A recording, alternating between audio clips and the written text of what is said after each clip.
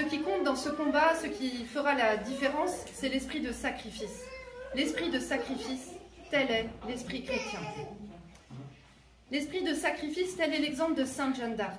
Elle incarne tout ce que le régime déteste, la foi, la pureté, le dévouement, l'esprit guerrier qui fait se lever face à l'iniquité, l'opposition à l'invasion étrangère, notamment américaine, l'amour de Dieu et de sa loi sainte, l'amour de la patrie, de ses frères et des âmes, l'amour de la royauté voulue par Dieu depuis le baptême de Clovis. Oui, Sainte Jeanne d'Arc rappelle aux Français leur passé glorieux. Sainte Jeanne d'Arc, ranimez la virilité des Français. Cette virilité qui ne plie le genou que devant notre Créateur et qui pourfend le méchant.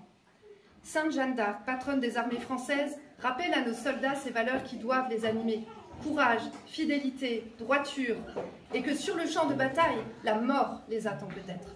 Soldat, te dit Sainte Jeanne d'Arc, rappelle-toi que tu dois servir la France et ton Seigneur.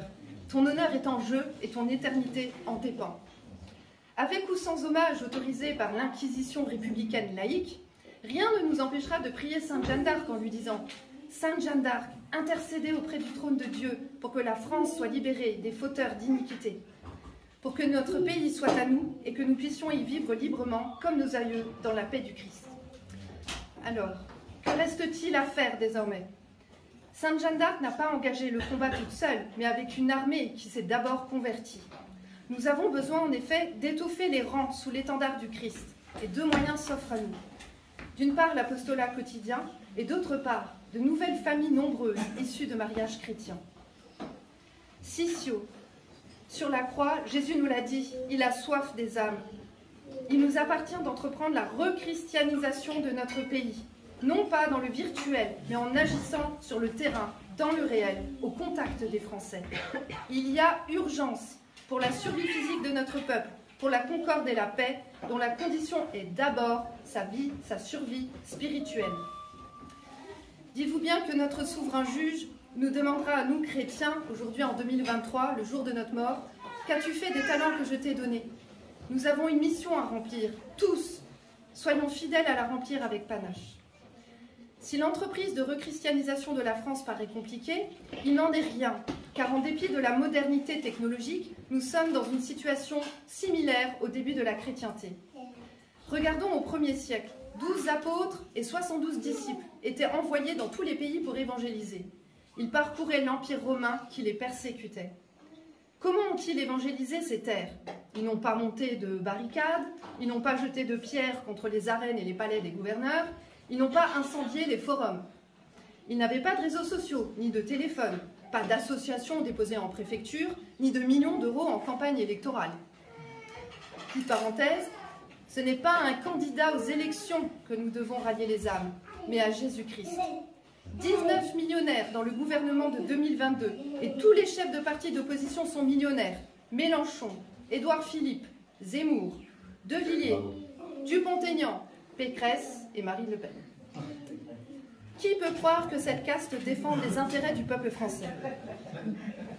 Je préfère le parti des pauvres, le parti des Français sans parti, le parti des démunis, le parti de Jésus-Christ. Les premiers chrétiens étaient une poignée et ils ont changé la face de la terre.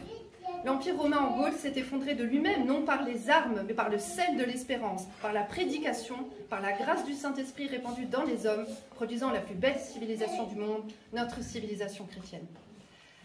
À l'heure de la décivilisation, nous en connaissons les causes, mais également le remède.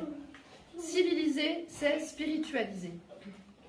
La France, où il faisait bon vivre, était celle des clochers, parce que ce sont les valeurs chrétiennes et le catéchisme qui ont forgé les comportements sociaux et les consciences, parce qu'une âme habitée du Saint-Esprit est une âme pacifiée qui ne cherche pas les biens terrestres pour assouvir ses pulsions.